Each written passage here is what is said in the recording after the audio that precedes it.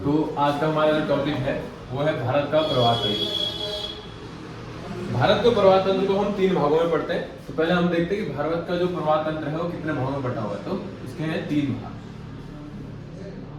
ठीक है, भारत के प्रवाह तंत्र के हैं 3 भाग। वो 3 भाग हम हैं, इसको बांटते हैं हम 3 भागों में। पहला भाग जो है वो है सिंधु नदी तंत्र, दूसरा है गंगा नदी तंत्र और तीसरा है आपका ब्रह्मपुत्र नदी तंत्र।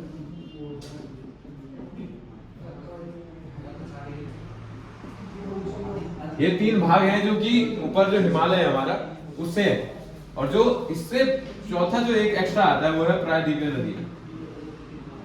प्रायद्वीपीय नदी, तो इस प्रकार भारत की जो सारी नदियां हैं वो कवर हो जाती हैं। तो आज हम जो कवर करेंगे वो सिंधु नदी तंत्र को कवर करेंगे। बाकी जो हमारी अगली वीडियोस होगी उनमें गंगा नदी तंत्र, ब्रह्मपुत्र नदी तंत्र और उसके साथ ही प्रायद्वीपीय नदियां हम पढ़ लेंगे।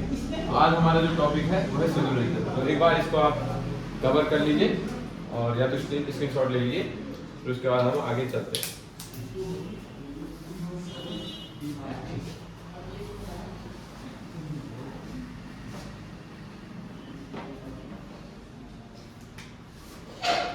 तो पहला जो हमारा है वो है सिंधु नदी। सबसे पहले आता है सिंधु नदी का उद्गम कहां से होता है और ये कहां जाके गिरती है, इसकी सहायक नदियां कौन कौन सी हैं, इसकी लंबाई क्या क्या है और इसके संबंधित जो संधियां हुई है भारत के साथ वो आज हम इसके बारे में पढ़ेंगे। तो बिना मैप किए होगा नहीं, तो हम थोड़ा मैप बना लेते हैं यहाँ पे।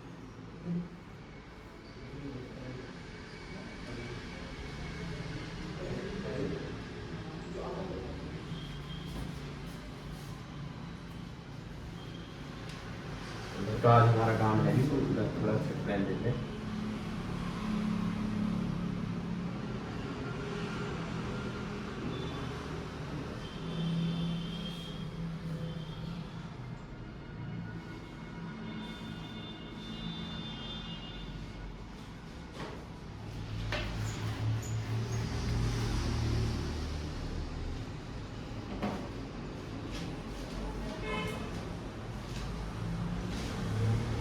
मान लो भारत का एक हिस्सा ये वाला है, जब हमने अब पढ़ना है।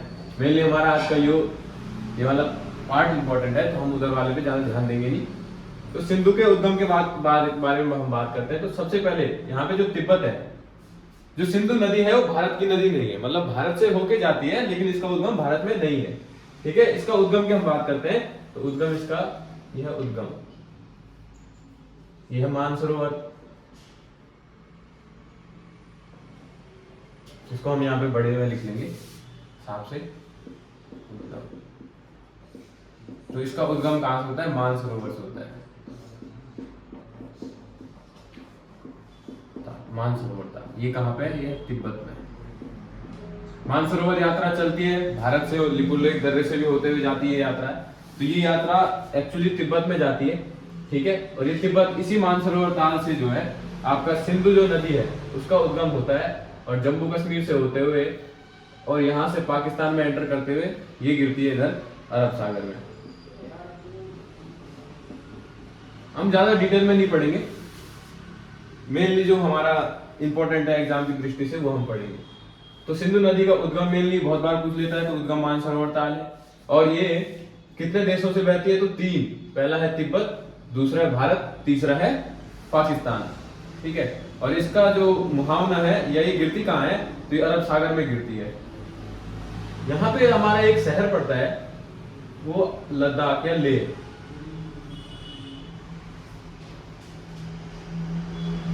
यह है लद्दाख। तो एक बार बहुत बार क्वेश्चन बनते हैं यहाँ से कि लद्दाख किस नदी किनारे है, तो लद्दाख सिंध नदी किनारे है और वहीं से जो सिंध है वो इधर को बहती है पाकिस्तान की ओर। ठीक है, सिंधु का उद्गम हो गया। इसकी लंबाई अगर हम देखें तो सिंधु की लंबाई है 2880 किलोमीटर। 2880 किलोमीटर सिंधु की लंबाई हो जाती है। इसकी प्रमुख सहायक नदियों की अगर हम बात करते हैं तो प्रमुख सहायक सहायक नदियां। ऐसे तो इसकी छोटी बड़ी बहुत सारी सहायक नदियां हैं, लेकिन जो प्रमुख हैं या बड़ी हैं, मेजर ट्रिब्यूटरीज इसकी जो है वो है 5। ठीक है, जो कई बार विवाद के पात्र भी बनती हैं, और कुछ भारत से निकलती है और कुछ तिब्बत से निकलती है। तो प्रमुख सहायक नदियां आप लिखोगे 5 है। ठीक है, उनका हम नाम लिखें सीक्वेंस में, उत्तर से दक्षिण की ओर या पूर्व से पश्चिम की ओर।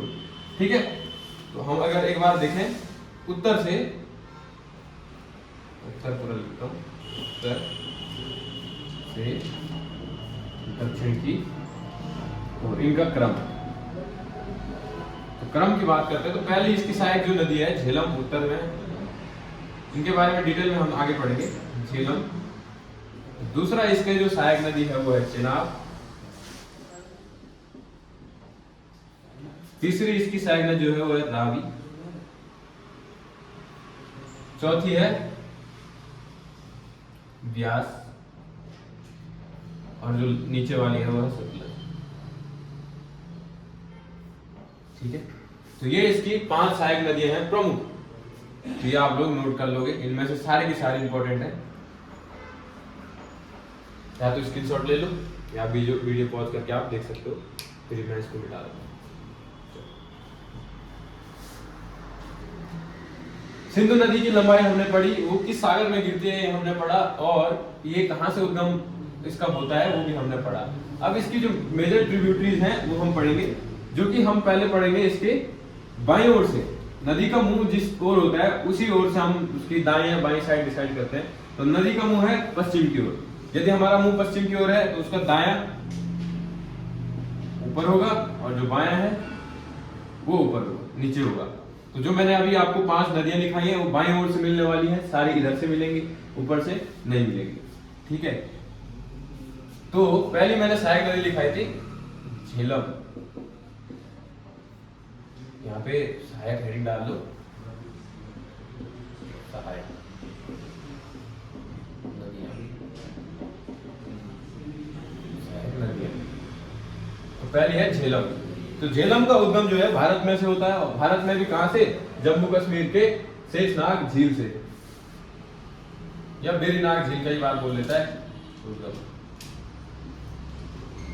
जम्मू कश्मीर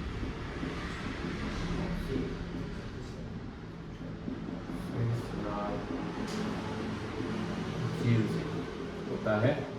ठीक है, झेलम बहुत प्रमुख सहायक नदी है इसकी, और यहां से इसका उद्गम होता है, और ये पाकिस्तान में होके जाती है और फिर जाके सिंधु में डायरेक्ट नहीं मिलती है, इससे पहले ये किसी और में मिलेगी। तो इसलिए ये इंपॉर्टेंट। इसकी एक बात और है कि आपने भारत का मैप देखा होगा, यहाँ से और एक ऐसी एकदम स्ट्रेट शेप नीचे की ओर है, तो वो शेप भी इसी नदी के कारण है, क्योंकि ये नदी भारत और पाकिस्तान के बीच 107 किलोमीटर लगभग बॉर्डर बनाती है। तो अगर क्वेश्चन आएगा कौन सी नदी जो है भारत और पाकिस्तान के बीच बॉर्डर बनाती है, तो आप मारोगे झेलम। भारत पाकिस्तान के बीच, पाकिस्तान के बीच बॉर्डर बनाती है। ठीक है, यह है झेलम। झेलम के बारे में पहली इसका उद्गम, दूसरा ये बॉर्डर बनाती है भारत और पाकिस्तान के बीच। तीसरी बात, ये पाकिस्तान के जंग में कहीं किसी से मिलेगी, तो इसीलिए अब ये भारत में नहीं मिलेगी सिंधु में, ये पाकिस्तान में जाके सिंधु में मिलेगी। ठीक है, ये याद रखना है। उत्तर में पहले हमने झेलम पढ़ी, झेलम में इतना ही इंपॉर्टेंट है। झेलम की कुछ परियोजनाएं हैं, ठीक है, वो हम आगे पढ़ेंगे। दूसरा आता है चेनाब। चेनाब इसकी प्रमुख सहायक नदियों में से सबसे आगे आती है, क्योंकि चेनाब जो है पहले तो हिमाचल प्रदेश से निकलती है। चेनाब का उद्गम यहां से होता है। पहली नदी नंबर डाल देता हूं, सेकंड ये चेनाब है। ठीक है, तो चेनाब का उद्गम अगर मैं लिखता हूं उद्गम, तो इसका एचपी हिमाचल प्रदेश से रोहतांग पास से इसका उद्गम होता है, या केटुलारा दर्रा, केटुलारा दर्रा का एक बार आ जाता है, केटुलारा। ठीक है, चेनाब का उद्गम होता है। आगे इसके बारे में बात करते हैं तो ये इंपॉर्टेंट इसलिए हो जाती है क्योंकि सिंधु की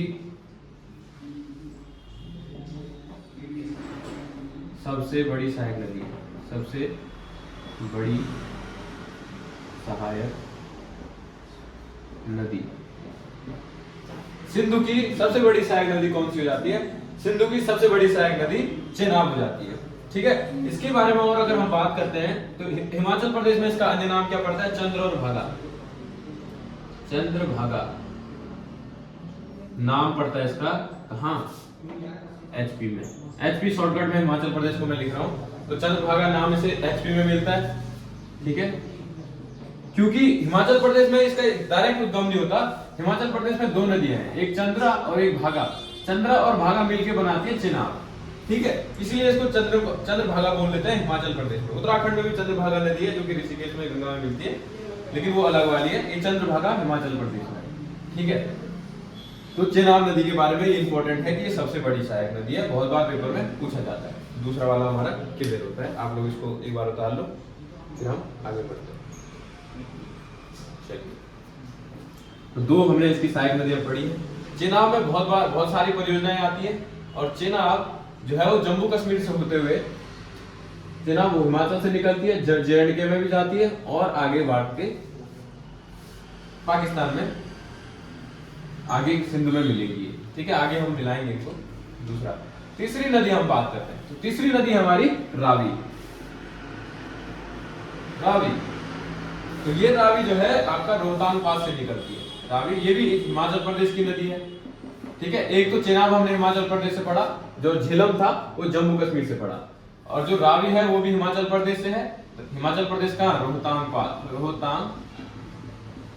रोहतांग पास कहाँ है? ये भी बहुत बार पेपर में आता है। तो रोहतांग पास बेसिकली हिमाचल प्रदेश में, अगर कोई पंजाब से हिमाचल प्रदेश जाना चाहे तो उसको रोहतांग पास से होके जाना पड़ता है। ठीक है, यही इसी पास से रावी नदी का उद्गम होता है।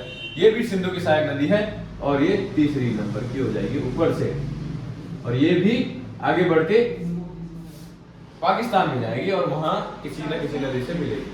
ठीक है, इसका यही है, ज्यादा कुछ इंपॉर्टेंट है नहीं। चौथी जो हमारी नदी है ब्यास। ब्यास नदी की अगर हम बात करते हैं तो उद्गम इसका भी कहाँ है? हिमाचल प्रदेश के रोहतांग पास से है। ब्यास के बारे में बात करते हैं तो ब्यास पे कुछ परियोजनाएं हैं, वो भी हम आगे देख लेंगे। ठीक है, ब्यास जो है एकमात्र ऐसी नदी है केवल भारत में बहने वाली है। इसके बारे में लिख लो, यह केवल भारत में बहती है। अन्य नदियां मैंने जो भी भारत से उद्गमित दिखाई आपको, पहले मैंने झेलम दिखाई जो कि जम्मू कश्मीर से निकल रही है और पाकिस्तान में जा रही है। दूसरी मैंने आपको चेनाब दिखाई जो कि केटुलारा दर्रा हिमाचल प्रदेश से निकल रही है, वो भी पाकिस्तान की ओर जा रही है। तीसरी मैंने रावी दिखाई जो भी हिमाचल प्रदेश से निकलते हुए पाकिस्तान में जा रही है। लेकिन चौथी जो मैंने अभी बता रहा हूं मैं आपको, ब्यास नदी जो है केवल भारत में बहती है, क्योंकि ये पाकिस्तान में जाती नहीं है। ये जो है नीचे हिमाचल से उतरते हुए पंजाब का जो हरिके बैराज है वहां पे किसी अन्य नदी जो मैं आगे बताने वाला हूं सतलज नदी में मिल जाएगी। लिख लोगे, पंजाब के कपूरथला के पास है हरिके बैराज। हरिके बैराज में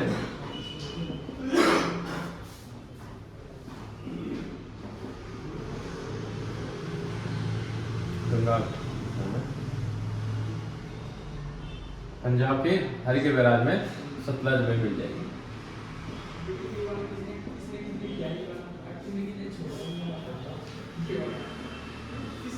ये हरिके बैराज आगे इंपॉर्टेंट होने वाला है, इसलिए आप एक से यहाँ नोट कर लो। ठीक है, इसको नोट कर लोगे, बाकी मैं इसको मिटा देता हूँ।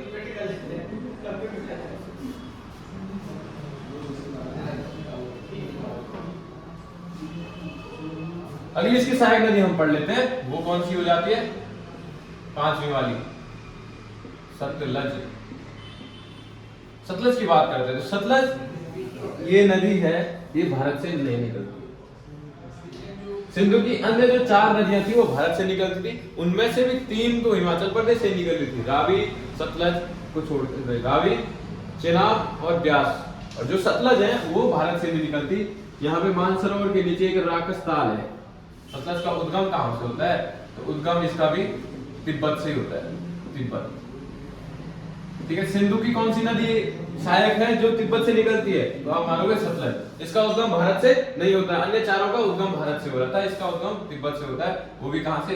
राकस ताल, राकस ताल या राक्षस ताल कहीं भी लिखा आता है, दोनों आप लोग कर लोगे, राक्षस ताल।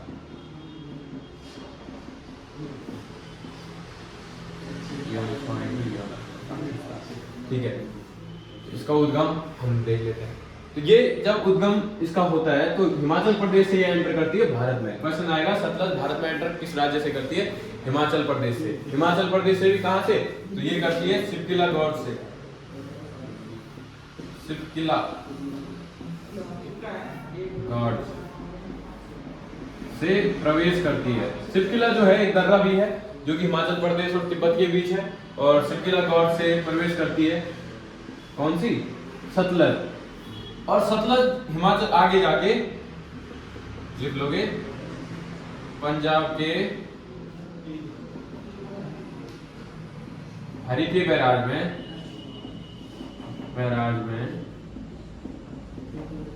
इसमें ब्यास मिल जाती है। इसीलिए मैंने बोला था ब्यास सिर्फ भारत में बहती है, क्योंकि ब्यास आगे जाके इस नदी में, किसमें? सतलज में मिल जाएगी। ये है सतलज, ये निकलती है सतलज, और ये यहाँ पे ब्यास, चौथी नदी जो ब्यास थी, पांचवी जो सतलज थी, इन दोनों का संगम हो रहा है हरिके बैराज में। और आगे जाते हुए ये सारी नदियां सतलज में मिल जाएंगी और सतलज जाके सिंध में मिल जाएगी। ठीक है, तो एक बार पहले हम मानते थे कि भाई सारी नदियां चेनाब में मिलती हैं और लास्ट में चेनाब जाके सिंध में मिलती है, लेकिन हाँ, अन्य सारी नदियां चेनाब में मिल जाती हैं, लेकिन जब चेनाब सतलज में मिलती है और आगे सिंध तक कौन पहुंचती है? सतलज पहुंचती है। याद रखना, सारी नदियां चेनाब में मिलती है, लेकिन जब चेनाब सतलज में मिलती है तो सतलज जाके सिंधु नदी से एंटर करती है। कोई पीसीएस लेवल या किसी क्वेश्चन में एक बार क्वेश्चन बन चुका है कि सिंध में कौन सी नदी लास्ट में मिलती है? तो लास्ट में यहाँ पे सतलज मिलती है, ना कि चेनाब। कई बार कंफ्यूजन होता है कि चेनाब लास्ट में मिलती है, लेकिन नहीं, चेनाब भले बड़ी नदी है सिंध की, लेकिन सिंधु में लास्ट में सतलज मिलती है, और सतलज में ही ब्यास नदी मिलती है पंजाब के हरिके बैराज में। ठीक है, हरिके बैराज के बारे में हम बात कर लेते हैं, बहुत इंपॉर्टेंट है ये हरिके बैराज। क्यों? इसके बारे में थोड़ा देख लेते हैं। तो आप लोगों ने देखा होगा, बहुत बार क्वेश्चन बन जाता है कि भारत की सबसे बड़ी नहर कौन सी है? तो यहीं से एक नहर निकाली गई है, यहीं से एक नहर निकाली गई है, भारत की सबसे बड़ी नहर। देखोगे यहीं से भारत की सबसे बड़ी नहर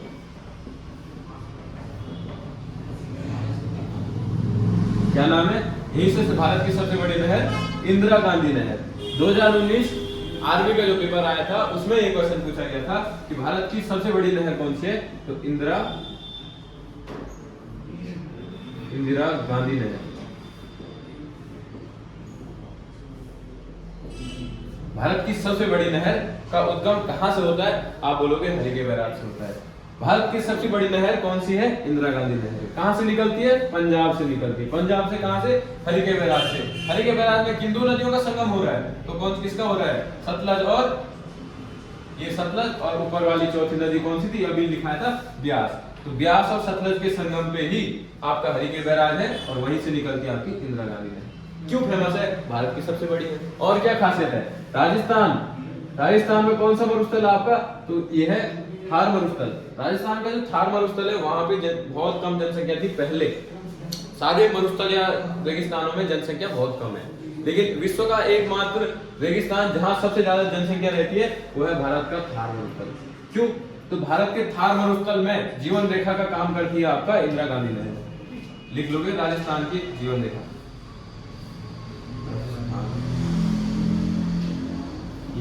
जीवन रेखा, राजस्थान की जीवन रेखा, क्योंकि भाई देखो वहां पे बहुत सूखा है, लेकिन और वहां पानी पहुंचाने का काम करती है इंदिरा गांधी नहर, तो वहां की जीवन रेखा भी बोलते हैं। और यही कारण है कि भाई भारत का जो थार मरुस्थल है उसमें सबसे ज्यादा जनसंख्या है। क्यों? क्योंकि वहां पानी की व्यवस्था है। कौन करती है? इंदिरा गांधी नहर। कहां से करती है?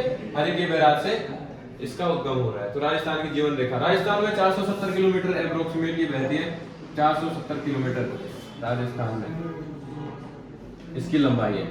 किसी पेपर में पूछा गया था कि राजस्थान में इंदिरा गांधी नहर की लंबाई कितनी है, तो 470 किलोमीटर है। ठीक है, तो आज इसको यहीं पे रोकते हैं, फिर आगे बढ़ते हैं, थोड़ा सा परियोजनाएं देख लेते हैं, कौन सी नदी पे कौन सी परियोजना है। ठीक है,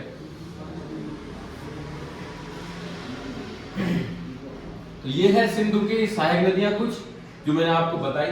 अब सिंधु की एक चीज पढ़ लेते हैं, वो है सिंधु जल समझौता। बहुत इंपॉर्टेंट टॉपिक है, सिंधु जल समझौता। सिंधु जल समझौता अगर हम देखें तो सिंधु जल समझौता किन दो देशों के बीच होगा भाई? ऑप्शन में दे देगा बांग्लादेश, भूटान, नेपाल, म्यांमार, पाकिस्तान। तो आप सभी को अगर पता है कि भाई सिंधु नदी का उद्गम मानसरोवर से हो रहा है, भारत से पाकिस्तान की ओर जा रही है, तो सिंधु जल समझौता किन दोनों के बीच होगा? भारत और पीओके के बीच होगा। ठीक है, तो किन दोनों के बीच होगा? 1960 की बात है, भारत और पाकिस्तान के बीच हुआ। क्या था 1960 में कि भाई देखो सारी जो नदियां हैं सिंधु से लेकर उसकी 5 के 5 सहायक नदियां जो है भारत से पाकिस्तान की ओर जा रही है। भले एक भारत के बाहर से निकल रही है लेकिन हो तो भारत से ही रही है। तो ऐसे में क्या हुआ कि पाकिस्तान को डर लगा कि भाई कहीं भारत इसमें डैम बना के इसको रोक न दे। अगर ऐसा होता है तो भाई पाकिस्तान तो गया। इसीलिए 1960 में पाकिस्तान से एक समझौता हुआ कि भाई ऊपर की जो नदियां हैं और नीचे की जो 3 नदियों में इनमें एक समझौता होता है, किस अनुपात में होता है? 80:20 अनुपात में। ऊपर की जो बड़ी मेजर ट्रिब्यूटरीज है वो सिंधु की, वो कौन सी है? एक तो ये आपकी है झीलम, चेनाब और सिंधु खुद। ये जो 3 नदियां हैं, इन 3 नदियों पे मैं पाकिस्तान का 80% अधिकार का 80% अधिकार। और नीचे की जो 3 नदियां हैं, ठीक है, रावी, सतलज और ब्यास, और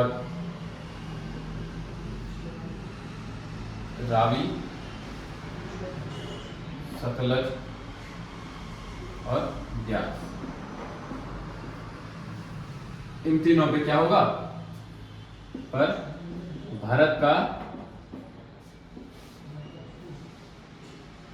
80% अधिकार।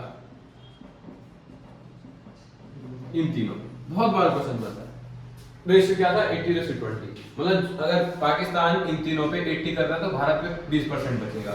इन नीचे की 3 नदियों में रावी, सतलज, ब्यास पे अगर भारत 80% करेगा तो पाकिस्तान खाली 20% करेगा। अर्थात इन पे भारत डैम बना सकता है। ठीक है, चलो कुछ डैम देख लेते हैं। इन पे नीचे वालों पे डैम बना सकता है, वैसे इन पे नहीं बना सकता। ऐसे भी नहीं है कि नहीं बनाता, भारत फिर भी बनाता है, पर छोटे मोटे डैम है जो कि ज्यादा इफेक्ट नहीं करते हैं।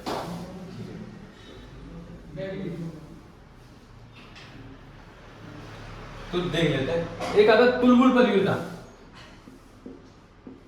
तुलबुल परियोजना, ये तो हो गया हमारा। अब आता परियोजना, लिख लो परियोजना।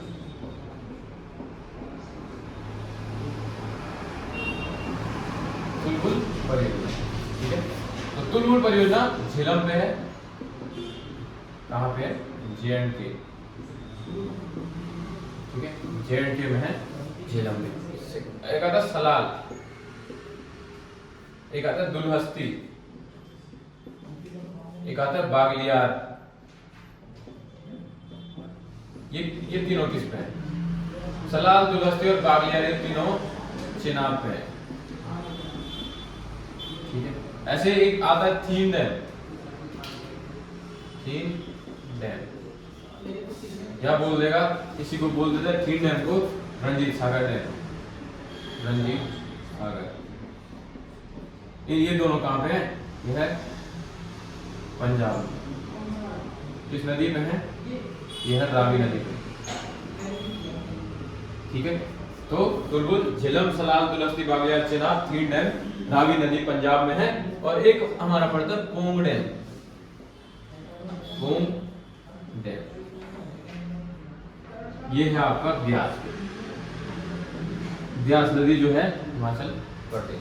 ठीक है, ये आता है पोंग डैम हिमाचल प्रदेश। एक और डैम देखना किस पे? सतलज पे। भाखड़ा नागल सुना होगा आप लोगों ने। इसको पहले मैं मिटा देता हूँ, आप लोग इसका स्क्रीनशॉट ले लो या लिख लो।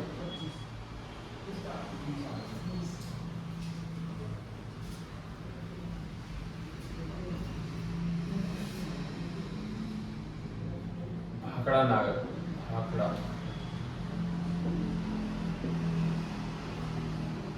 भाखड़ा नागल, नागल डैम ये किस पे है? भाखड़ा नागल सतलज पे। भारत का सबसे बड़ा भूतकीय बांध भाखड़ा नागल डैम ये सतलज पे है। कहाँ पे है ये? पंजाब। ये 2 डैम है एक्चुअली, पंजाब और एचपी में। ठीक है, भाखड़ा नागल पंजाब और एचपी के बीच में है। ठीक है, राणा प्रताप सागर बोलोगे कहाँ है? इसी पे बनता है। ठीक, भाखड़ा नागल डैम। तो ये हमने डैम पढ़े। कभी कभार पूछ लेता है इनकी पुरानी नदियों का पुराना नाम पूछ लेता है। ठीक है, तो एक बार देख लेते हैं पुरानी नदियों के नाम हल्के से, क्या लोगों ने लिख लिया होगा। तो डैम के नाम एक बार पहले रिवीजन कर लेते हैं, फिर आगे बढ़ते हैं। तो डैम की बात करते हैं। पहली परियोजना मैंने आपको बताई कौन सी? तुलबुल परियोजना झेलम पे जम्मू कश्मीर है। सलाल, दुलहस्ती और बागलियार हिमाचल प्रदेश में है। और जो मैंने आगे बताई थी रंजीत सागर या 3 डैम जो कि रावी पे है, पोंग डैम ब्यास पे है, और ये भाखड़ा नागल सतलज पे। कौन कौन सी नदियां हैं? झेलम, झेलम का क्या नाम है? चेनाब का क्या नाम है? रावी का क्या नाम है? ब्यास का क्या नाम है? और सतलज का क्या नाम है? आप मारोगे प्राचीन नाम।